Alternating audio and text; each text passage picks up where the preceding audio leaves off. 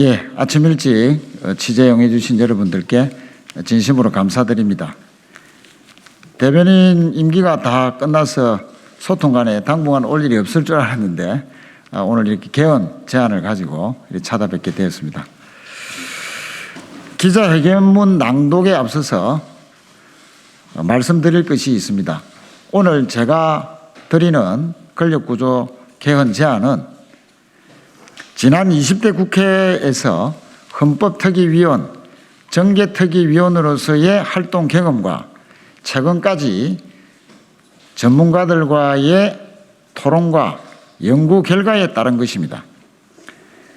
현재의 정치적인 이해관계나 지형과는 무관하고 특히나 특정 대권 후보와는 전혀 무관하다 하는 점을 말씀드리면서 또한 특정 후보에 대한 견해를 의식하거나 이렇지는 않다 하는 점을 먼저 말씀을 드리겠습니다.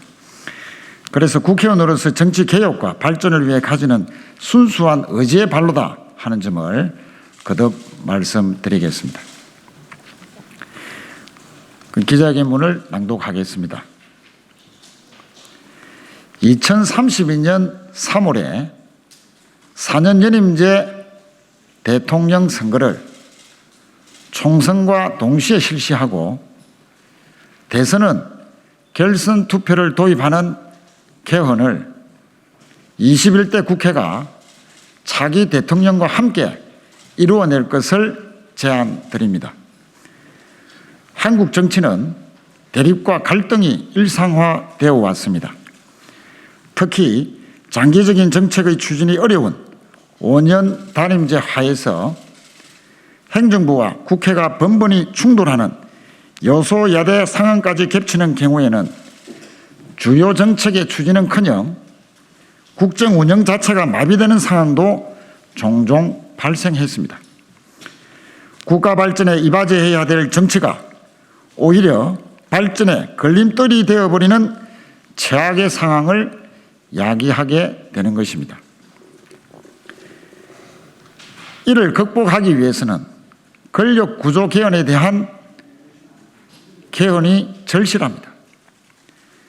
협치를 통한 국정안정과 견제, 균형의 원리가 작동하는 민주적 통치를 동시에 제고시킬 수 있는 권력구조가 필요합니다. 그래서 저는 이 자리에서 권력구조 개헌을 제안드리고자 합니다. 개헌안의 내용은 다음과 같습니다.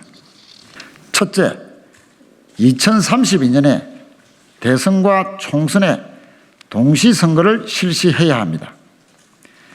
개헌에 대한 각 주체의 합의 가능성과 수용도가 높아서 개헌 논의에서 가장 중요하다고 할 수 있는 실현 가능성이 크기 때문입니다. 대선과 총선의 동시 실시를 위해서는 국회의원과 대통령의 임기 일치가 필요합니다.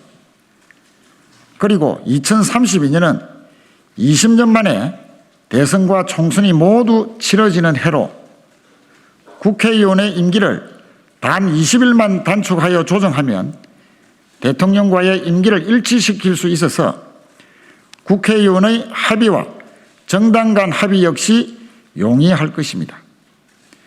특정 정치 세력이나 대선 후보들이 영향을 미치기 어려워서 어떤 정치 지형이 조성될지 알 수 없기 때문입니다. 둘째, 대선과 총선을 한 달 차가 아닌 같은 날 실시해야 합니다. 대선 한 달 뒤 총선을 치르게 되면 여대 야소가 일상화되어서 국정 안정에는 이점이 있을 것입니다. 그러나 이는 결국 대선 결과에 총선이 종속되는 것으로 총선이 가지는 민주적 가치가 훼손될 수 있습니다. 때문에 동시선거를 통해 주기 불일치인 지금보다 여대 야소의 가능성을 키움과 동시에 의회 민주주의의 발전을 제고시키고자 합니다. 셋째, 4년 연임 대통령제를 도입해야 합니다. 5년 단임제는 레임덕 현상으로 인해 실질적 임기가 3년이나 다름없는 반면 4년 연임제의 경우 대통령 임기를 8년까지 보장할 수 있습니다. 따라서 정권과 국민 모두 국가의 주요 정책을 거시적이고 장기적인 관점으로 바라볼 수 있습니다. 국민이 대통령의 첫 임기인 4년간의 국정 수행에 대한 책임을 물을 수도 있어서 국민의 선택권 또한 넓어집니다. 결국 4년 연임제 대통령은 개헌의 최종적인 결정권을 쥐고 있는 국민들이 선호할 것입니다. 넷째, 결선 투표제를 도입해야 합니다. 결선 투표제는 민주주의의 질을 제고시킵니다. 사표를 줄이고 투표 참여율을 높임과 동시에 당선자의 득표율을 상승시킴으로써 선출된 대통령의 민주적 정통성을 강화합니다.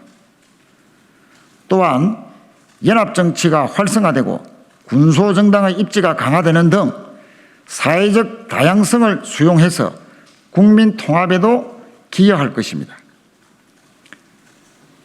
함께 풀어가야 할 논의과제도 여전히 남아 있습니다. 동시 선거를 실시했음에도 여소야대 행국이 조성될 수 있습니다.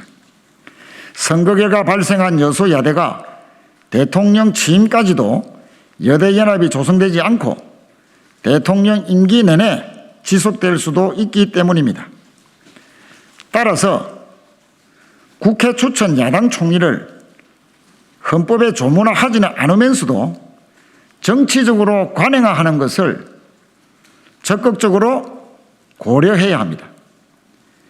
대통령의 핵심 권한인 인사권, 예산권 등에 대한 의회 권한의 강화로 권력 분산을 이룰 필요성 또한 앞으로 활발한 토론과 합의가 있기를 기대합니다. 제가 제안하는 권력구조 개헌의 목적은 결국 정치개혁의 실현과 국가 경쟁력 강화에 있습니다. 더 이상 소모적인 정쟁 혹은 대결 정치의 연속으로 국가 현안 해결이 더디거나 불가능해지는 상황이 지속되어서는 안 됩니다. 대한민국이 선진국을 넘어 선도국가로 발돋움하기 위해서는 정치의 안정성과 효율성의 확보가 필수적입니다. 이러한 저희 진정성이 제대로 전달되어 우리나라 정치 발전에 도움이 되길 간절히 바랍니다. 끝으로 이번 대선에 나선 후보들이 앞장서서 권력구조 개헌을 통한 협치와 통합의 정치를 이룰 건설적인 제안과 토론, 합의가 이루어지기를 기대합니다.